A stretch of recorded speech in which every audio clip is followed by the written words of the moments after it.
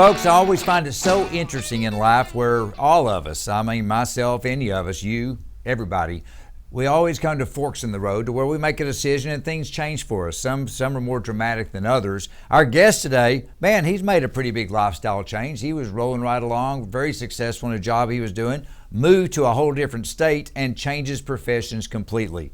And he's doing quite well at it as well. The name of the company he's with now is MassageSmith Wellness Services. Mr. MassageSmith himself, Eric Smith, our guest on the show today. Eric, how are you? Good to see you.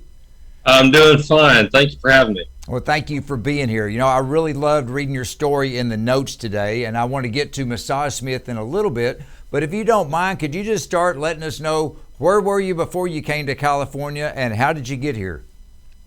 Well, yeah, I've been here in California for 7 years and moved here in 2014. I came from Memphis, Tennessee, and my last occupation, I was in commercial sales and services. Did that for over 25 years, and mostly management, sales, handling service contracts, and just really needed a change of pace. It was a good time to move. My wife had an opportunity out here, and we had some friends who were relocating, and I just really needed a new beginning. You know, we all get there from time to time. Most of us are too scared to do it. I applaud you for being able to pull it off. Now let's get down to the nuts and bolts, because when you talk about a new beginning, it all started with education on your end. Tell us what you're doing, but more importantly, how did you learn to do it? Yeah, I was looking for some various programs, and the one that I settled on was the National Holistic Institute, which happened to be one of the best schools in the country. It's rated in the top 100, and I believe number 8 in California. And it was a really intense program, but I was able to graduate that. I graduated with honors, and then I took the state licensing exam and passed that, so I got my certification in February of 2015. Now, when you were trying to decide what your next step in life was going to be from a professional standpoint, did you weigh other options, or do you have a background with massage, maybe personally, or how did you decide to skew this direction? Yeah, nothing of a professional nature. I did have a table for several years, and would just do some work now and then on my wife. You know, we would trade massage, that sort of thing.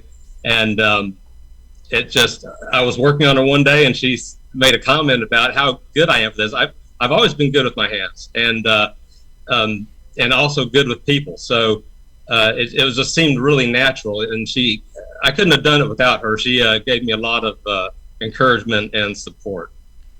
You know, I have to say, it truly seems like all the planets aligned exactly right for you, because you're good with your hands, you're good with people. You just happen to be by one of the top places in the world where people come from everywhere to learn how to do this, and you were already there. I mean, everything lined up perfectly. You know, I actually use people like you for myself, and I'm curious because I know there's so many different directions, specialties, if you will, that everyone offers. Do you have any particular services and or specialties that you're into? Yeah, that's one thing about this industry. There are literally hundreds of different massage modalities. So what I chose to focus on was more therapeutic healing, doing deep tissue, myofascial therapy. I work with a lot of people who are or who may have post-injury or post-surgery, things like that. So I just love helping people. Do you also work with people? I mean, everybody always thinks about when they tweak something, you know, the weekend warriors, maybe the guys like me that swing too many times at a golf ball and realize I probably shouldn't have done that.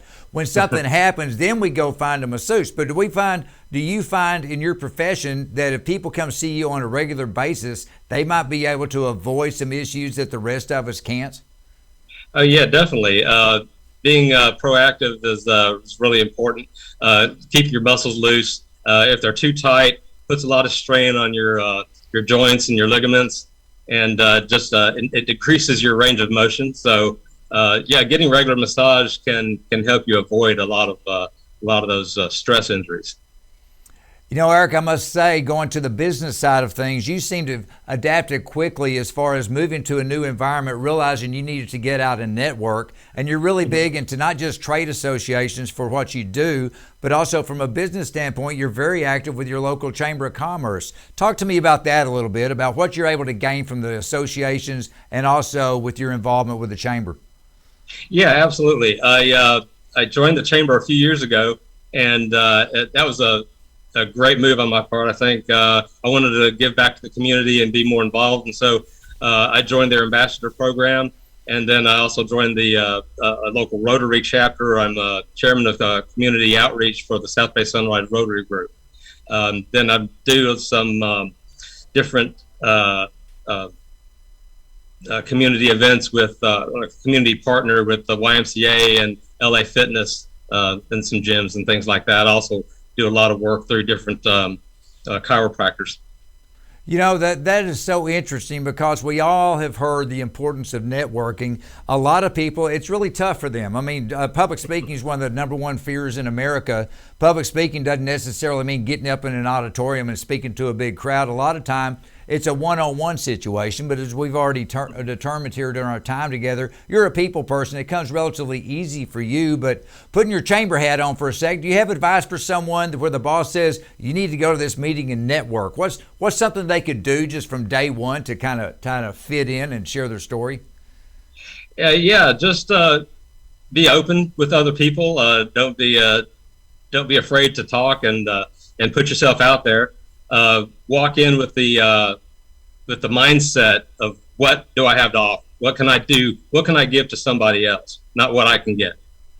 I think you're exactly right. Walk in looking what you can give, not get. Perfect advice. I do a lot of networking myself, and I totally agree with that statement. Well, you've been doing this now you've been 7 years. Things are going great, and I'm just curious, have you had an opportunity to sit back, and you obviously love what you do, but is there anything that's at the top of the list of why you like what you're doing now? You never know what you're going to run into. Every day is different. I work with a lot of different clients, everybody from athletes to the elderly, and just helping people and seeing my regulars over and over again, and finding out how they're doing and what's working for them, what's not, and find out what's going on in their lives. Just helping out. You know, I would have to think, and I've talked to a lot of people about this, and it sounds so trite, but everybody talks about the importance. We talked about the networking in, but also referrals. And I'd have to think that a man like you, with your personality, with your skill set, with your education, with your dedication, etc., you must get pretty decent business from referrals. Is that a number one way that you're able to get new business? Yeah, absolutely. Some of the networking groups that I'm in, and then I'm doing some print ads, and I do a lot with social media, and so people are always sharing my information with others, family and friends, coworkers, things like that. Yeah.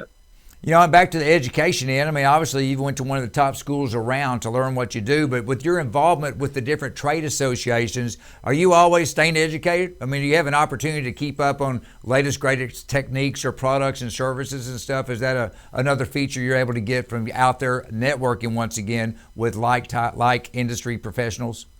Oh, yes. Yeah. I work with a lot of different massage therapists as well. When I need a massage, I can always call somebody up. We can trade and I learn things from other people, and people learn things from me. Also, just being a member of the American Massage Therapy Association, there's a lot of continuing education credits that I can also get. Well, that's outstanding, because you're the type of guy, you're not just going to sit back and say, hey, I finished, I'm doing it. You're out there every day because you're the type of person with your servant's heart, if I may say that, who is out there always trying to better yourself, not just for you, but most importantly, for the betterment of those who you work with, and quite frankly, for the ones that you may work with again in the future. I mean, I think it's just a great story. So many people in life, they do the same thing and they're good at it, but they think they want to do something, but they don't, and they just stay there and keep doing it and keep doing it. Yeah. And you didn't. I mean, not only you moved to a whole other state halfway across the country, you got into a whole different profession, and it's working very well for you. I think it's a beautiful story, Eric. I really appreciate you taking the time to share it with us today. It's just fascinating. We wish you continued success and wherever you may be next in life. Take care, Eric. Thanks, Brian. Appreciate it.